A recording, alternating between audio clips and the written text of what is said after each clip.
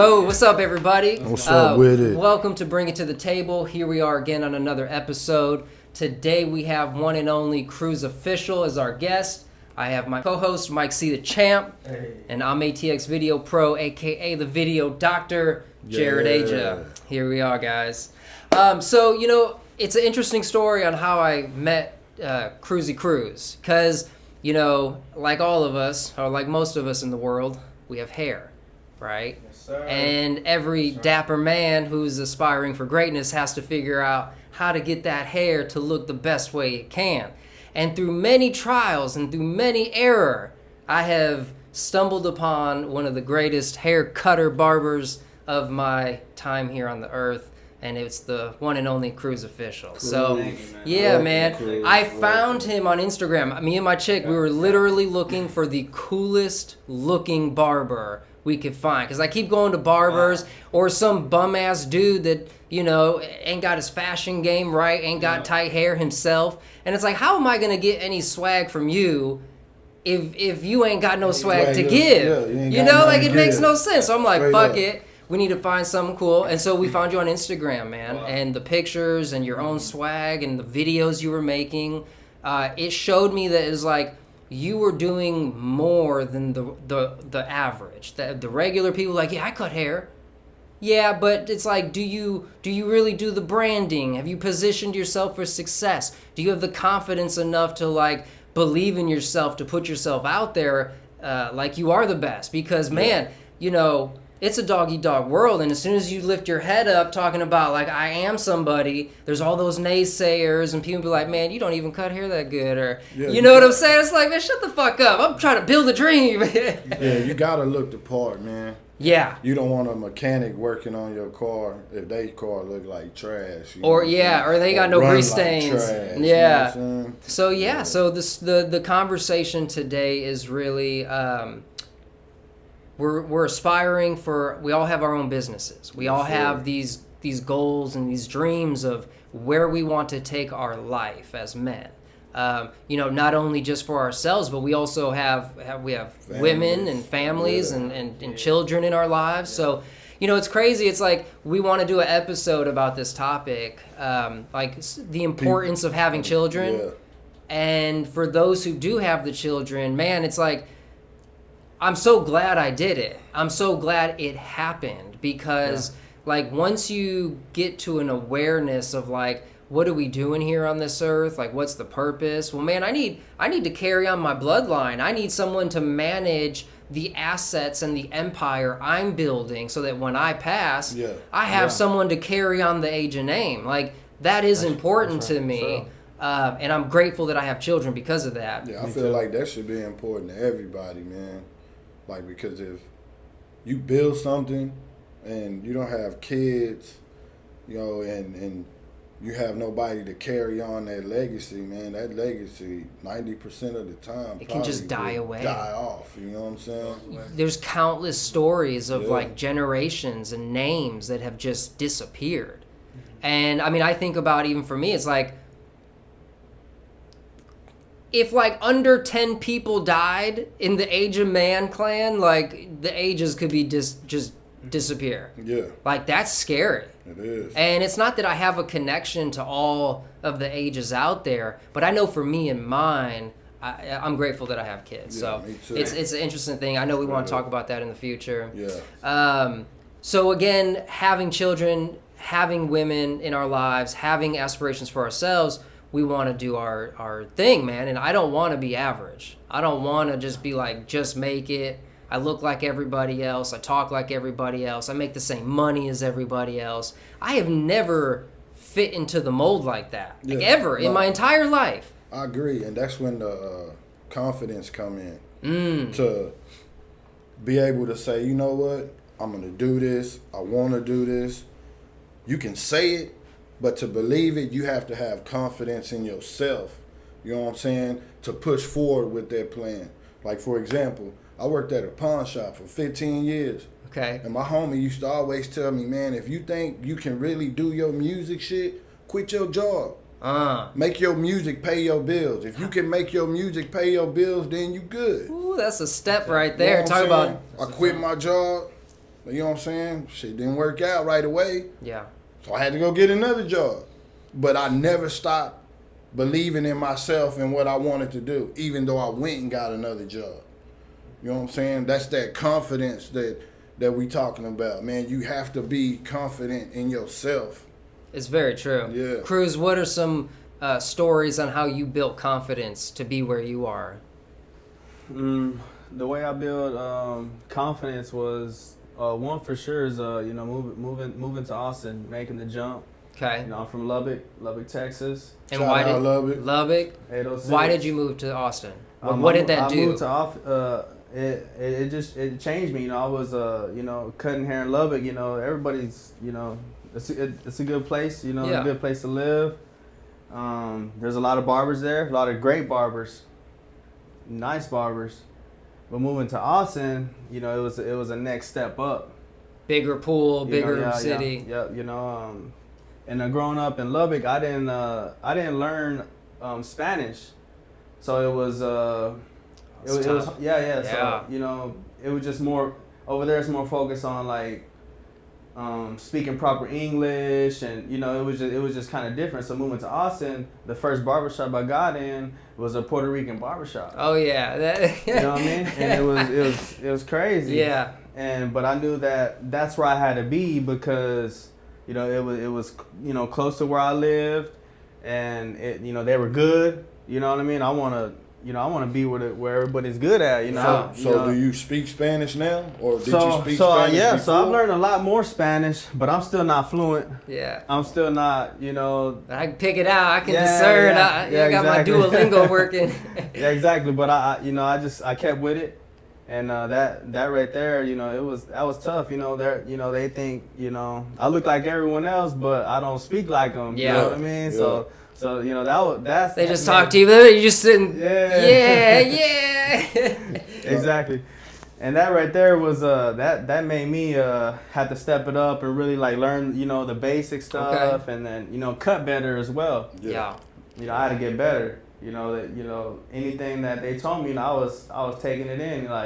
If you ever been to like a real ass barber shop, man, you cannot just be giving out bad haircuts. Mm-hmm. People will jump on your ass. Yeah, exactly. So are you a barber? You use the straight razor? Yeah, I use a straight razor, barber. Mm-hmm. Designs. He does competitions too. I do competitions, not as much as I should, but I have done competitions. Just everything. Yeah. Okay, yeah. I heard this thing about confidence, since we're on confidence. So confidence comes from experience. And a lot of times people will be like, oh, I don't want to start being a barber or an artist or a creative in any type of sense because I don't have the experience. I don't know what to do. I'm not qualified. And, it's like, even for myself, like, didn't nobody teach me what to do? I didn't go to no school to how to make videos. I literally just started, and I have failed way more times than I have succeeded. And it's not that I know what to do, I know what not to do. Yeah, and most of the time that keeps me in alignment. Yeah. So, but now here I am like 15, 20 years later in my video making and marketing game. Yeah. Dude, I got confidence because I've had so many experiences that now you can talk to me and you can tell that I'm confident about video. I feel like failure is, if you take it for what it is, it's a step up. You know what I'm saying? Yeah. Like a lot of people look at, I reached my goal. That's cool, but what did you learn in between there? With all those failures that you had, what did you learn from them? I feel like when I failed, it allowed me to take the next step. Oh, like you said, okay, well, shit, I don't do that no more. Yeah. You know what I'm saying? So now I'm finna go step this way. You know what I'm saying? So yeah. And life is all about that. I mean, like, if you've been alive for more than one day, you realize, that it's like, that's the game of life. Like, life is a game. Yeah. That is the game. Is learning. It's like, try this. Oh, that doesn't work. I don't like what that was giving me. Let's change it up. Or change it up a little bit, change it up a lot. And in my own life, I've had to take many steps into things that I was not prepared to do. I remember, like, for the first beginning of my career, I was just learning how to make a video. Yeah. Just video. How? The cameras, the frame rates, all that shit. How does it happen? And then I got to a point where I was like, I need to attach marketing to this. And I had never done marketing before. And even my chick, she was like, you're not a marketer. Yeah. You know? And it's like, I don't care. I'm going to fucking learn marketing. If I do it, then I am. Yeah. And so it's funny, like, you know, and my wife supports me in everything I do, but she is a great bounce board to where it's like I throw ideas. And my thing is like this. If I fail the test, if I throw an idea out there to Mike or my wife or somebody and them give me friction and I bitch out and be like, oh, yeah, you're right, it's probably not a good idea. Mm-hmm. That was a failure on my part because honestly, I don't care what Mike approves of what I do or my wife. At the end of the day, I have to be what the fuck I know I need to be and do what I know I need to do. And if I fail that test, then that's on me. I'm going to stay cruising at this altitude. Yeah. You know what I'm saying? You need people like that, though. Absolutely. You know what I'm saying? My wife can't just always, like, your wife and me and you know what I'm saying? We always bounce stuff off each other. And instead of saying, like, your wife probably will never say, well, you shouldn't do that. She would say, well, she probably would ask you, well, what's the outcome of that? You know what I'm saying? And what would you gain from it? Exactly. You know what I'm saying? And if you don't have a good answer, well, that's on you. Yeah, that's on you. But you need to come up with a good answer. But they give you know what I'm saying? People that really fuck with you, they'll give you that pushback. That pushback that make you think, well, shit, that could happen, so I should be ready for that. You know what I'm saying? Yeah, you gotta ask the question and put it out there, and even if you get an answer that you don't want to hear, you don't like, and at the same time, from you hearing the question, it's like you said, you then you're ready for it to happen, or you're thinking about it, like. So if that does happen, I gotta be ready now. Let me ask you this: do you think yes men build confidence or take away from confidence? Yes man. What do you mean yes man? People that's all around you that say yes all the time. Be like, hey man, that's a good idea. Yeah, it sure is. Like you do a shitty thing, and they be like, oh, that's wonderful. Like and like you said, you be looking at something like, for instance, let's do music. You make a song and you kind of like, man, I don't know. But then you got 5 dudes in there like, man, that shit jam. Then you go take it to the dude you really fuck with. He be like, hey, man, I don't know, bro. Right. I like the other song better. Because I know what I'm supposed to look for, and I know what it's supposed to be sounding like. So me, in my mind, I'm like, I know if it's not that good. So if I ask you, I expect you to tell me, nah, bro, it's not that good, because I know what to look for and how it should sound. But I'm just asking you, just to get the feedback. Yeah, exactly. And this is what I'm saying. If you don't have the confidence to be like, I know that I know. I know you don't know because I know. Yeah. I'm just asking you to see what the fuck is up. Live, you know what I mean? But then again, it's like, if it's not, well, I mean, it's okay. Let me just might as well get some feedback and see, or what, you know what I mean? But you can smell the bullshit because I do know. And I think part of the confidence is like trusting ourselves, trusting our intuition. Like, to me, it's like, we were talking about the whole masculine energy thing. The masculine energy is being rooted in truth. So, like, as a man or in the masculine, you have to be rooted into your truth that I am that motherfucker. Can't nobody tell me otherwise. I don't care if you don't like the video, the haircut, the song. I am still him. So you saying that yes men hurt you? They hurt you if you give their opinion too much value. That's a good answer. Awareness, right? Like, I know that no matter what your answer is, I know what I'm going to be doing. But I do like feedback to, like, take that data and improvise and optimize what it is I'm doing. And jump off of that. Yeah. But the yes men, it's like, if you give the weight to others too much, then you'll be at a detriment. And that's why it's like sometimes people, have you ever released a song that you knew was fucking good, and like other people were like, yeah, it's a little different, Mike. That sounds a little country, man. Are you singing on that? You know what I'm saying? Yeah. Like, Mike does all types of music and genres. I mean, this dude produces awesome music, and some of it is not the same. Yeah. And you'd hear and be like, what the fuck? Like, you have country songs. He's got rock songs. He's got rap songs. And they're all pretty fucking good. It's so cool. But yeah, blindly fucking stubborn on your truth and being confident in that. Confidence. Okay, so that takes us to the second step. And like, I kind of think we came up with like 3 points of success. Like, if you follow these concepts and dwell upon them for your own life, it'll play an advantage to you. So the second one is positioning.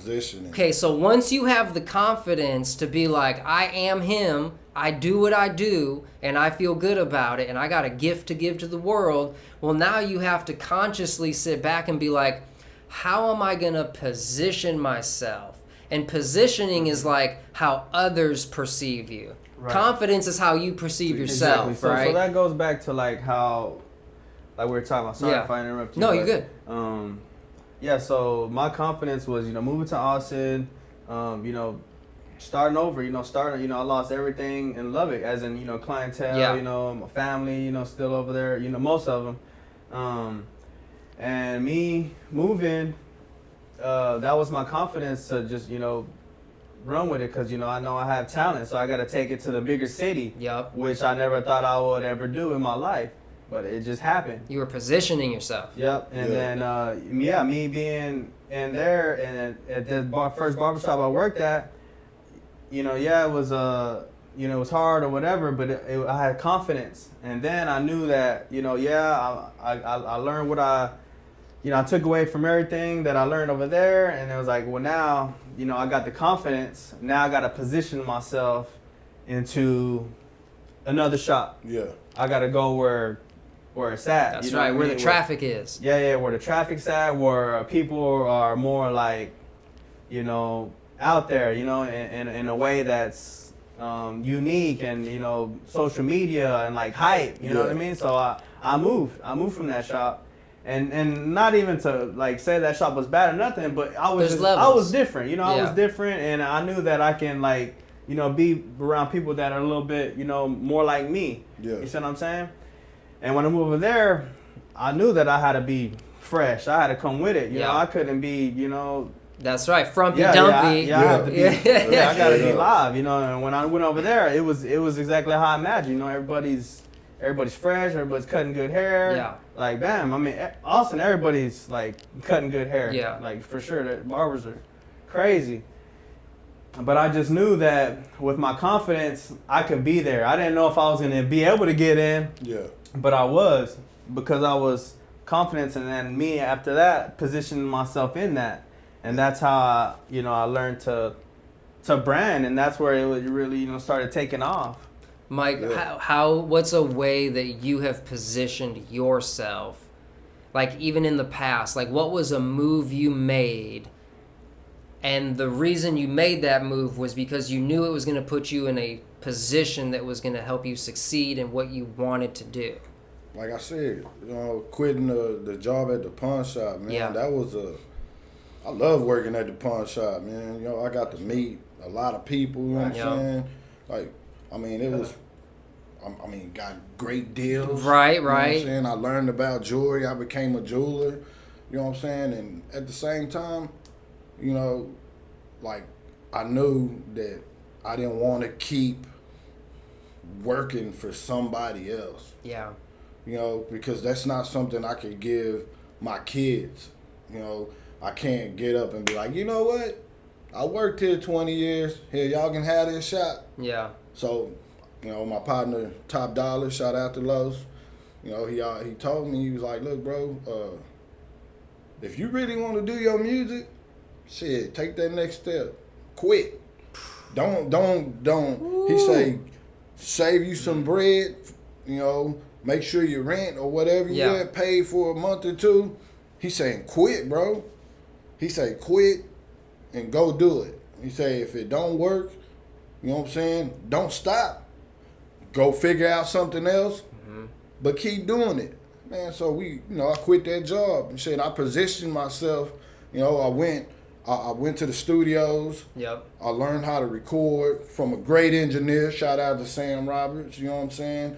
Like, man, he taught me everything I know. You started making music videos. Started making music videos. Shout out to Jared. You know what I'm saying? Hey, bro, like, everything that you do in life, you should be positioning yourself to win even more than you won before. Yeah. You know what I'm saying? If you, like, if you go into a hamburger place, just because you like the same hamburger don't mean that you shouldn't get the one above that hoe. You know what I'm saying? Sure. Try that shit. They you got never 14 know what numbers it is. on there, man. You only get the number one. Yeah. You never know what the next step or what the next thing you do, where it could put you in life. You know what I'm saying? Where it could take you.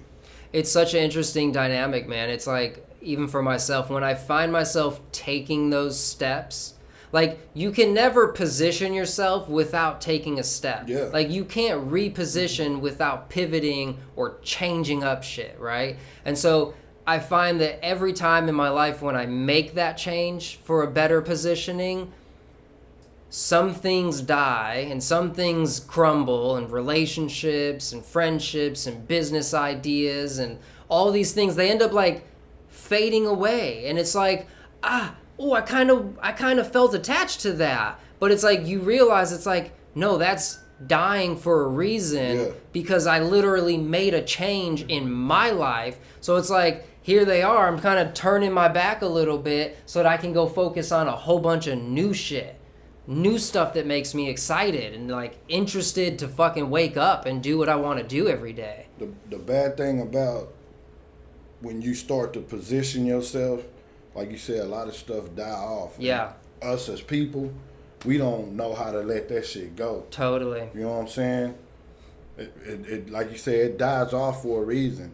But like, I guess it's just human nature. We like try to hold on to it for as long as we could and can, you know what I'm saying? And it sometimes if you're not a strong person and your confidence ain't where it's at, that shit will bring you back. Totally. So now, instead of taking a step up to position yourself in another way, you taking a step down, you know what I'm saying, to allow whatever you doing to not be affected, which you should never do. Do you believe that, like, people with bad vibes is contagious? Like, bad vibes are contagious. That is like an energy, you know, like our human bodies are like electrical beings, and like we produce an energy field, and like those energy levels affect us.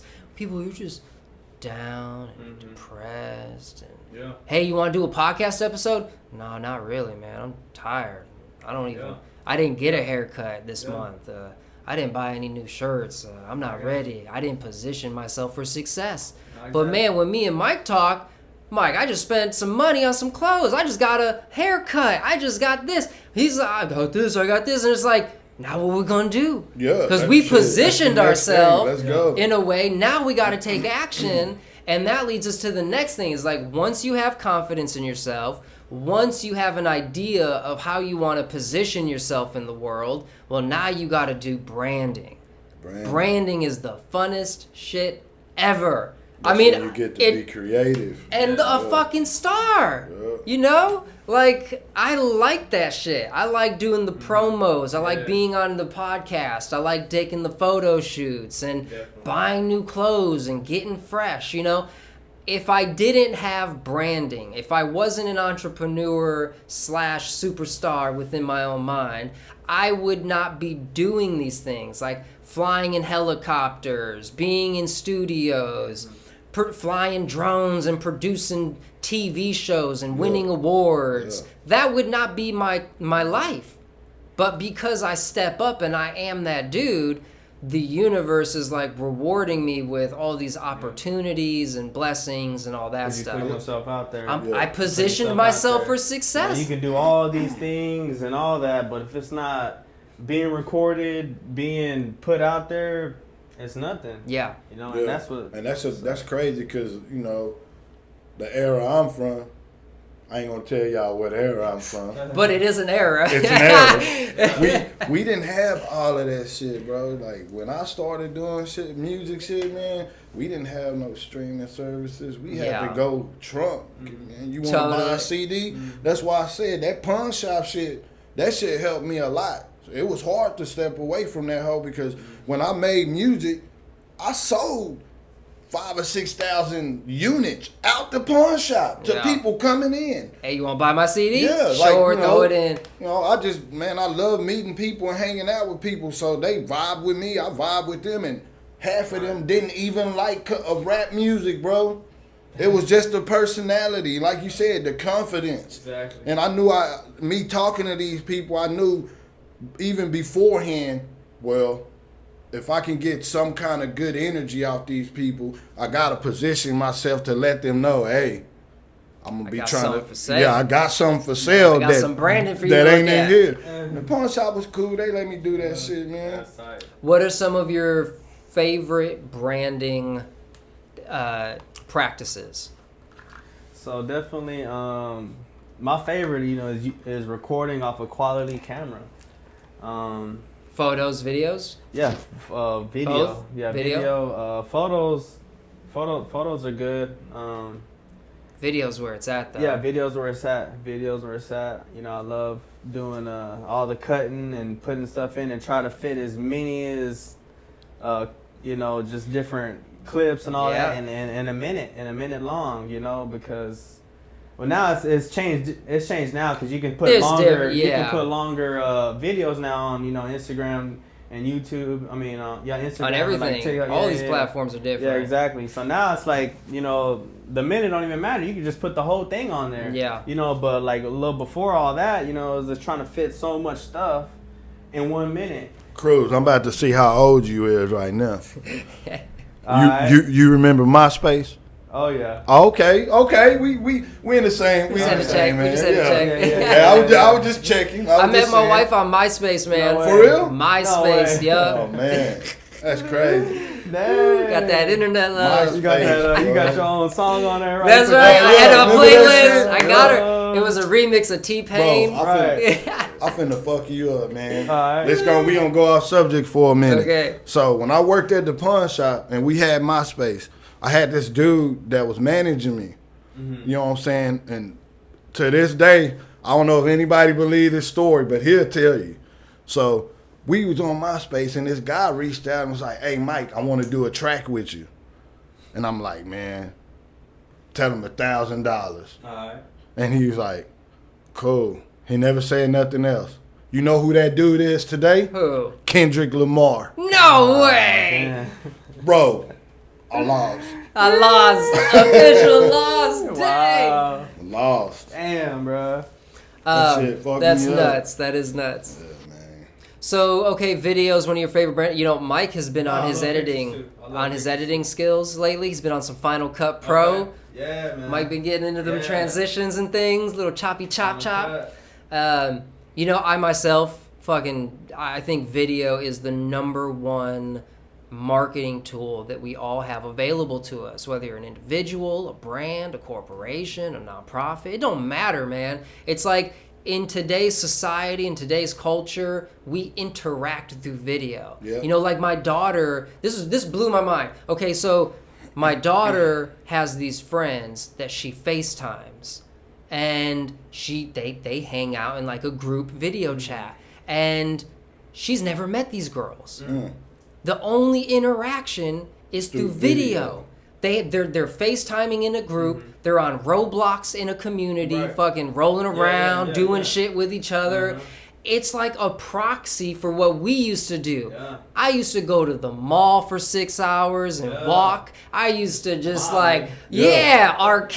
And that was it. We had to movies. Get up and go. I watched taking pictures at the in the booths and stuff. We didn't have no selfies. Yeah. We had to go in the booth with a girl and be like, "Hey, let's go in the booth." I was watching another movie. It was like Scream, and this chick, she was in there. It was Drew Barrymore, and she was talking about, "I'm gonna go watch a video." And it's like, damn, we used to call it videos. We didn't watch movies. We have videos. We have VHS tapes. I'm gonna go watch a video tonight. So I thought that was crazy how times have changed. Man, I've never seen that movie. Yeah. Any of them. Scream. No. You don't like scary stuff or what? I don't fuck with scary movies. No. Don't bring that evil my way. I was Scream for Halloween growing up. Yeah. A couple times. You fuck with Halloween? Yeah. Yeah, just because it's cool for kids. You know what I mean? Like my kids, they can't wait till Halloween. Yeah, to dress up. Yeah, I've been Spider-Man for the past 4 or 5 years because it's just so fun. Yeah, like I put on that suit and I'm like automatically I can do a backflip out of nowhere. Yeah, like I can do I can move different. Like it's just crazy. It's just fun. I can't fuck with them scary movies, bro. But I Halloween I dress up. Y'all don't judge me because I watch scary movies in the daytime.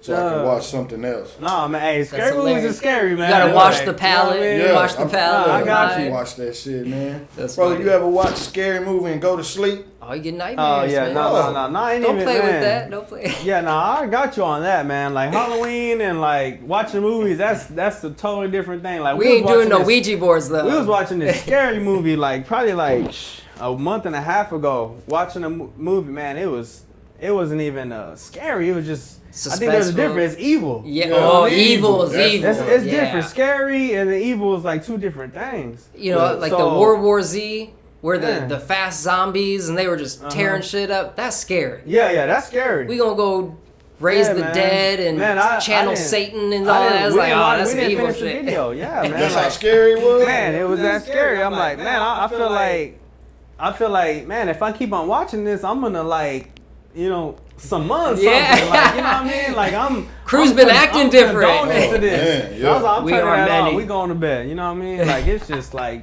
bad. Like yeah, y'all fuck with y'all scary movies y'all want to. That's right. At your own caution. Freddy Krueger fucked me up. Yeah. Come in your nightmares. That boy, yeah. Exactly, man. All right, so video is dope. We all like making videos. I think it's super important. And the reward is amazing. Dude, you know what's so cool? Like, I have personally made videos, like either for the podcast. I'll meet people and they'll be like, "Hey, man, I watched that episode. I liked what you said there." Yeah. No shit. All right, that's what's up. Yeah. Cool. You know, like that those experiences are giving me more confidence to do this more often because I'm getting a good response and I like that. And so I want more of that. And video also allows, I hate to say it this way, fans and strangers to be in your life. Yeah. And nowadays, that's really what it's about. Like, you can make the dopest song in the world. You can shoot the dopest video. You know what I'm saying? But your video is going to get more attention than the song because nobody can see anything on the song. You feel me? Like, that's why that Kardashian show, bro, that shit is huge because people like to see what other people are doing. Yeah. You know what I'm saying? So that video marketing and shooting videos for branding, that's probably the number one thing. Okay, so how do you like investment for people? Be like, yeah, Mike, well, I'm not rich like you. I'm not a superstar, rap star, and I can't just pay for a videographer to follow me around. I wasn't rich either. Okay, tell me about take it. the steps. What are those It's steps? the steps, man. How do you find video people? How do you do video for yourself? Any video is better than having nothing. Right. So if you got $100 and somebody's shooting $100 video, go get you $100 video till you can afford a $500 video. Someone gonna do a video for $100. Yeah. Even if they don't know what they're doing, Yeah. you know, like they'll do it though. Yeah. And then it's just steps, bro. Like I didn't start out with. I did. I started out with a great video. All right, you know I did. But it's like a lot of people don't have that. You know what I'm saying? Yeah. So if you do what you can afford until you can do more. Yeah. Do you think you should pay somebody or try to do it yourself? And I guess it depends on what kind of videos you're trying to do. Cruz, it's hard for you to make your own videos because you're hands-on, right? You know, and you can't do this. Yeah, exactly. So that's where the tripod comes into play. That's where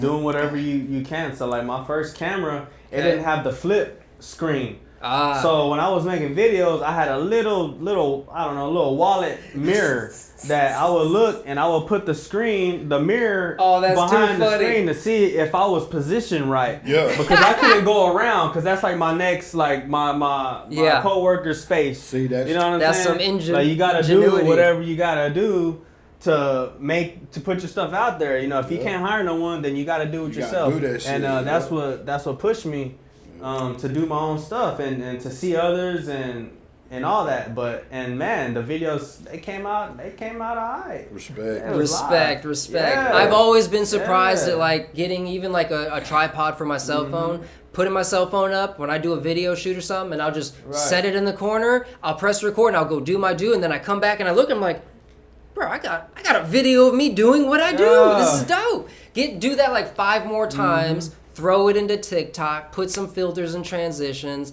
and you done made a promo video. You did branding, right? And that's epic, man.